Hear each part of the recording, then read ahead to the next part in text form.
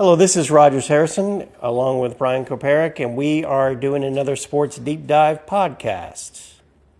Hey, everybody. Hope you're having a wonderful day. Today's podcast will be focusing on the professional football in St. Louis, Missouri. Oh, interesting. Now, you're probably saying to yourself, well, all right, the Rams and the Cardinals, all right, big deal. But there's more to it than that, all right? So let's go back to 1920 and let's take a look at the National Football League in 1920. 1920 was their first year. And it's very different than the league we have today. All right, so the NFL began playing in 1920 and comprised of 5 teams from Ohio: the Akron Pros, the Canton Bulldogs, the Cleveland Tigers, the Columbus Panhandlers, and the Dayton Triangles. They had 4 teams from Illinois: the Chicago Tigers, the Decatur Stallions, the Racine Cardinals. I got more on that in a minute. And the Rock Island Independents. They had 2 from Indiana, the Hammond Pros and the Muncie Flyers, and 2 from New York State, Buffalo All-Americans and the Rochester Jeffersons. Also, there was the Detroit Heralds from Michigan. Ooh. All right, now, the only 2 that are still around today from the original 1920 NFL are the Racine Cardinals, and they were actually based in Chicago, but Racine was the name of the street they were on, so that's why they were the Racine. But Racine became the Chicago Cardinals, and then the St. Louis Football Cardinals, and now the Arizona Cardinals. And the Decatur Stallions, we know now as the Chicago Bears. Okay. In fact, if I've been to Decatur, Illinois, I was up there last week, and there's a sign in Decatur that says, "Welcome to Decatur, Illinois, original home of the Chicago Bears." Nice. So, yes, so it's very nice. All right, but let's talk about, so those were the teams. The Green Bay Packers, the Cleveland Browns, they would all come later. But out of the original franchises, there are only 2, the Bears and today the Arizona Cardinals. And so the Herald team out of Michigan didn't become the Lions. No. They defuncted, and then the Lions were added way later. Yes. Okay. All right, so the NFL Cardinals moved from Chicago to St. Louis in 1960 and played their first home game in St. Louis on October 2nd at Busch Stadium against the New York Football Giants. Ooh. Yes. Now, I say New York Football Giants, but the New York Baseball Giants had moved in 1958 to San Francisco, so they were the only Giants in New York at the time. All right. The last home game played in St. Louis was played at Busch on December 13th, 1987, and was also against the New York Giants. So the first game and the last. Yes, well, their last home game, and their last game as a St. Louis-based club was on December 27th, 87, at the Dallas Cowboys. Okay. Now, if you look, all right, so the Cardinals moved to Chicago and was in St. Louis from 1960 to 1987. Okay. So 88 is when they moved over to Arizona. Now, at the time, the Cardinals were in the NFC East, along with the Washington Club, which was then known as the Redskins, now known as the Commanders, the Philadelphia Eagles, the New York Giants, and the Dallas Cowboys. So you had, basically 3 East Coast teams plus 2 Central teams with the Cardinals and the Cowboys. In fact, when they moved and the NFL wanted to realign, they wanted to put the Cowboys and the Cardinals in the West along with the 49ers and the Rams. But the Eagles and the Redskins at the time and the New York Giants said no, because they all claimed to have a rivalry with the Cowboys. They want the Cowboys in their division. And Everybody wants, yeah. Yeah, and so that is why the Cowboys are still in the NFC East, even though they're not in the East. All right, so you're probably thinking, all right, so the Cardinals moved, and then the Rams moved from Los Angeles to St. Louis, and, that's the end of our story. No, not so fast, Brian. Oh, Calm down. okay. All right, now the St. Louis Stallions. Oh. St. Louis Stallions was the name of a proposed NFL franchise, which was supposed to be located in St. Louis, Missouri. Okay. All right, now their colors, I believe, were purple and gold or purple and yellow. So think of that. Think LSU. Think of LSU as a pro. There you go. The St. Louis Stallions. All right. So I wonder if when they made that Bruce Willis movie that had the Wayans kid in it, that Any Given Sunday? Yeah. Is that the one? I think it is. No, not Any Given Sunday. But anyways, the team was called the Stallions. Oh, okay, neat. So in 1991, the NFL was looking to expand, and they were planning for, expansion in the 1994 season. And we all know, looking back from history, that expansion in the NFL actually took place in 95. You had the Jaguars and the Panthers. Now, the NFL was accepting bids from several cities, and St. Louis was one of the ones that submitted a bid. The others were Baltimore, which, like St. Louis, had seen their team leave, the Colts. And so they wanted another thing. Charlotte, which had been seeking a team since '87. And they had an expansion. They had gotten an NBA team. And then Jacksonville, which had also had flirted with the NFL because some teams had threatened to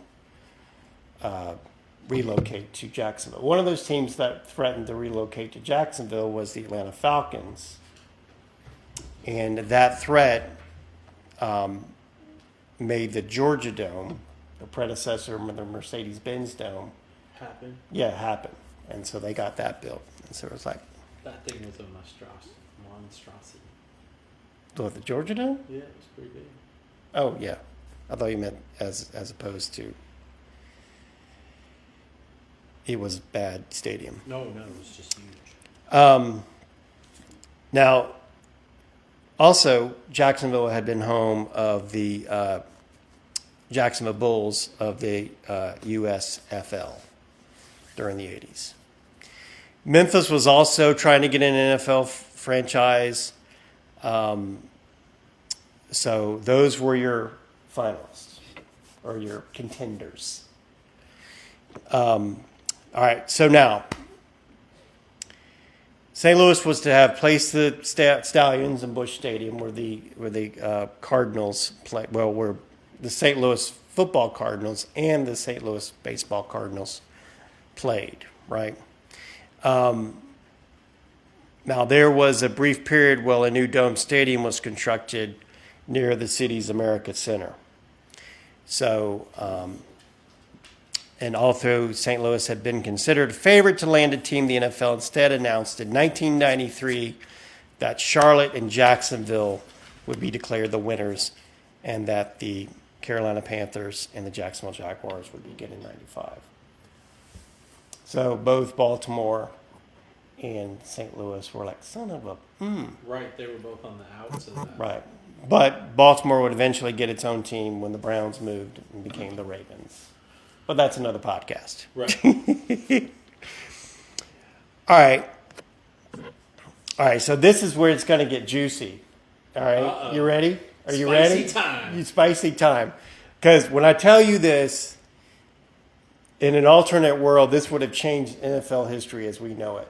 All right? If this had happened. All right. Drop the bomb. So after St. Louis came up short, they were like they were pretty bummed out. But advertising executive James Orthwine, who was a St. Louis native, and he was a member of the Bush family, bought the New England Patriots in 1992. Ooh. See, I told you it was getting spicy. Uh-oh. They bought the Patriots in 1992 from Victor Kiam, K-I-A-M. That's Calm, right? All right. Or Cam. If anybody in Victor's family is listening, I apologize. I'm going to say Cam from now on. So he bought it in 92 from Victor Cam to resolve a debt between a local sportscaster, Doug Vaughn, and the two men. So the Patriots closed their previous season with a record of 2-14. 2-14. They were awful. Now remember, almost as bad as the Titans this year. Yeah. They had, now remember, they had been to a Super Bowl in January of '86 against the Bears. Okay. So they went from being a Super Bowl, and then 5 years later were 2-14, right? So they had an unfavorable stadium deal without parking and luxury box revenues. They didn't have that either. So that meant that the Patriots could not be competitive financially without a new facility. So they're like, We got to have a facility. yeah, we got to have luxury boxes. We got to have better parking. What's going on? So the new owner, James Orthwine, demanded that Boston build a dome stadium downtown. And the NFL commissioner, Paul Tagliabue, said that the time to build a stadium was running out. So so James Orthwine is saying, hey, Boston, give me a dome stadium.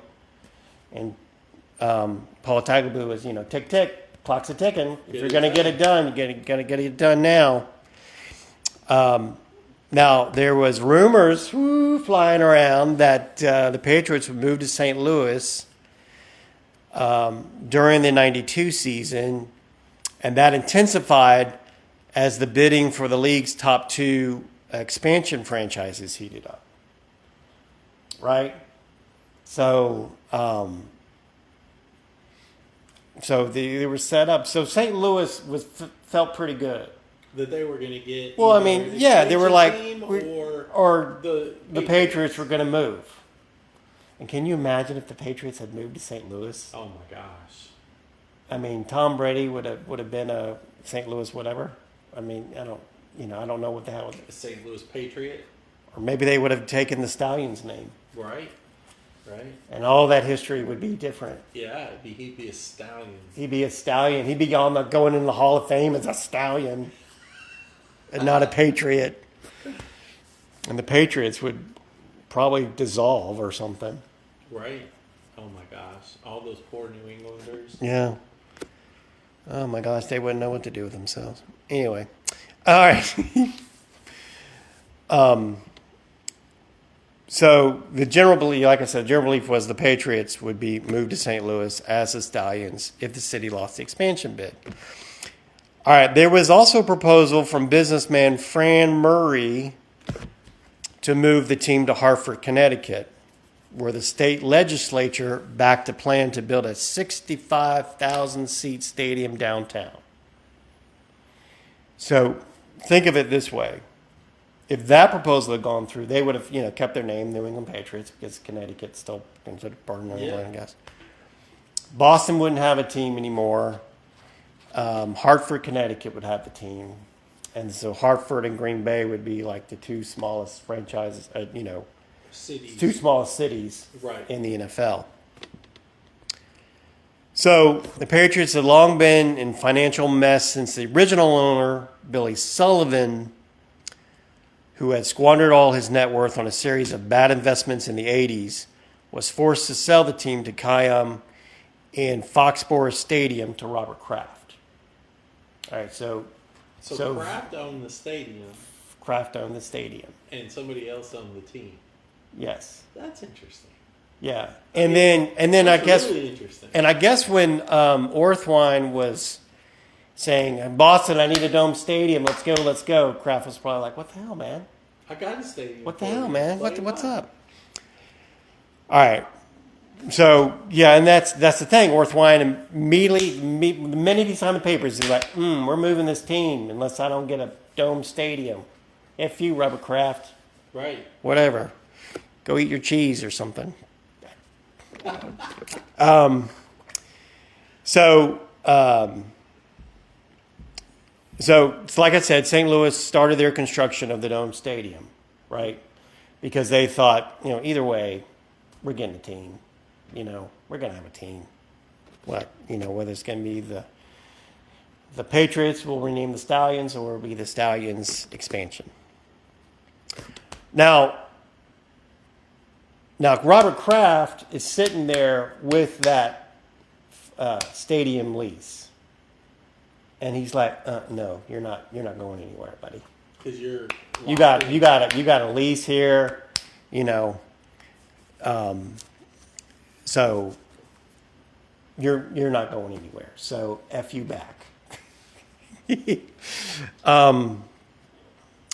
So Orthwine said, "You know what? I don't want to own the team if I can't move it." I'm out. Yeah, and so basically, he said that Kraft initiated a hostile takeover, and he purchased the Patriots in 1994. And Robert Kraft, as you know, was the owner under all those championships. Right. And so, I don't know how much involved Robert Kraft was with the Patriots, Pretty involved. but you could say that he was the architect of their championships.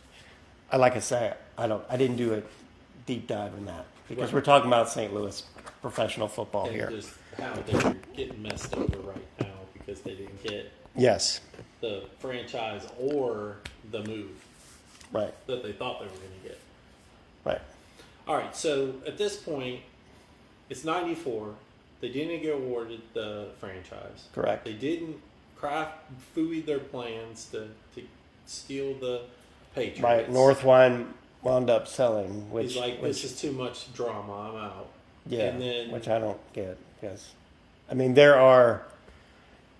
You mentioned the Tennessee Titans earlier. They have an owner who doesn't live here full time. right. Live in Tennessee.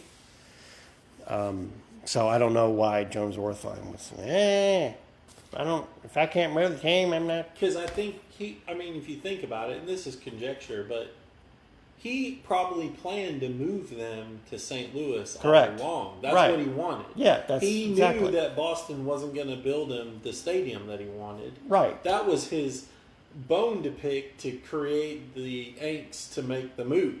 Right. Right. Yeah. And so then when he couldn't move them to his city, he's like, okay, fine. And have you noticed that Boston still does not have a dome stadium, and the Patriots still play in Foxborough? The whole time. Yeah. Yep.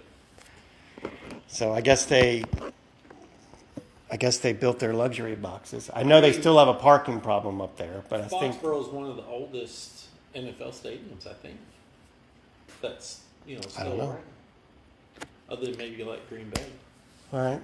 All right. Let's talk about Georgia Frontier. Georgia Frontier? You Yeah. always find a way to get Georgia involved.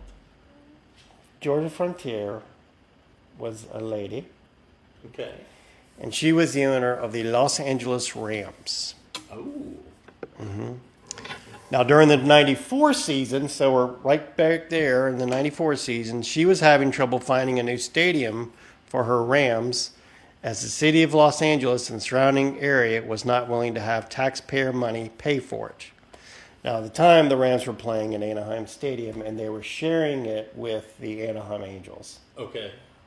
I think at that time, they might have been called the Los Angeles Angels of Anaheim, in Orange County, whatever. But Right. it's the Angels, right? So the team had been playing at Anaheim Stadium since 1980, before they were playing in the LA Coliseum. Okay. So now, here's a little side note.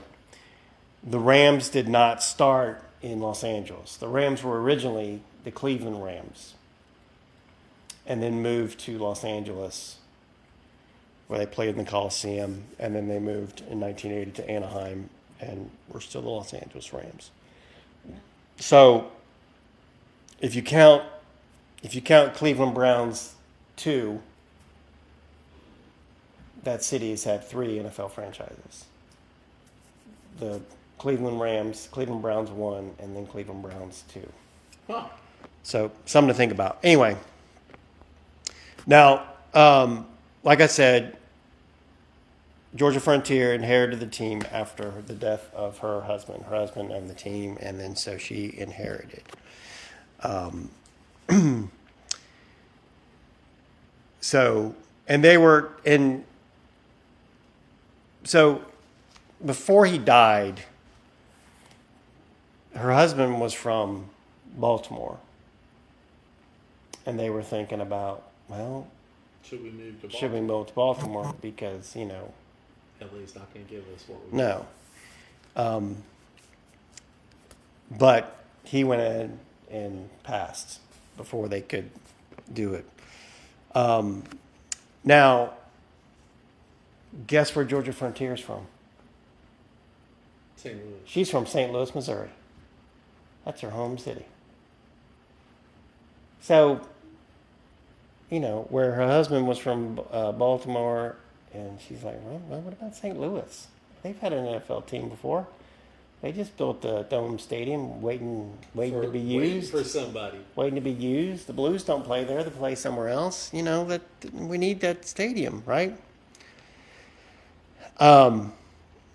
So the NFL actually said, no, you're not moving out of LA, whatever. You can't do that. But Georgia Frontier threatened to sue the league. Saying, hey, Yeah. what's to stop me other than you boys saying I can't do it? So, unlike the Patriots Stallions thing, right? She decided to keep the name, so they were the St. Louis Rams, right? Right. So, all right. So, So now St. Louis gets a team to fill the stadium that they built based off of the 94 stuff. And what year was this again?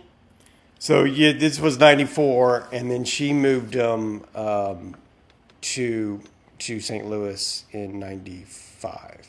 Okay, so they didn't wait long. Mm-hmm.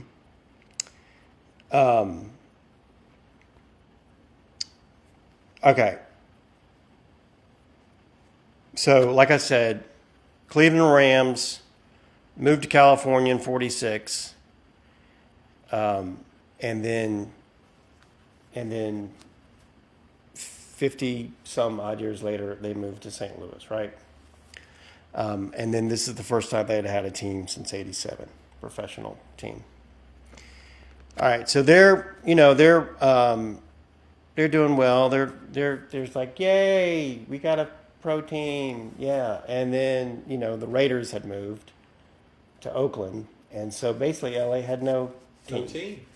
Which made the NFL very nervous. Very nervous.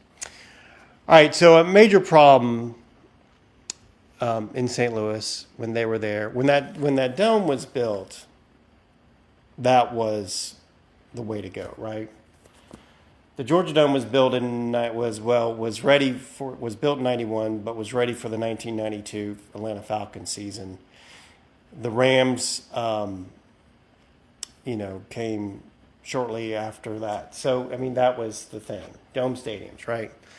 But fixed-roofed, fully colored dome stadiums was built at a time when retractable roofs were starting to become the norm. So that dome in St. Louis was starting to become outdated, right? As soon as it was built. Yes. So, all right. So that's what's going on. And so, you kind of had Georgia Frontier being like, okay, kind of like how she was in Los Angeles. It's like, I need a stadium that's keeping up with the times, right? I need a stadium that's keeping up with the times. But on January 12, 2016,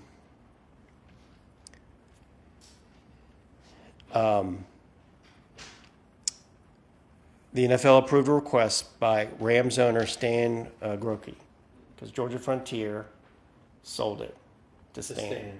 Right. He still owns it, right? I believe he does. Yeah.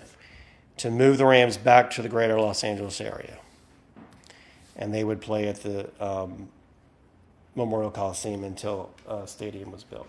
And the stadium has been built, and the Rams and the Chargers share in that stadium. So, in fact, it's SoFi Stadium, and I believe they began playing there in 2020. I think that's right. Yeah.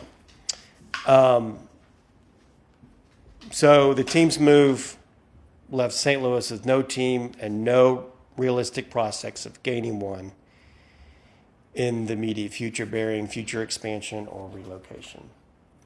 And since 2016, there really hasn't been any NFL expansion. No. And there hasn't been any talk of any teams moving. And so basically that's the end of our NFL story. Now, currently, the St. Louis Battlehawks, who were now play in St. Louis, they were originally an XFL franchise, the second version of the XFL. And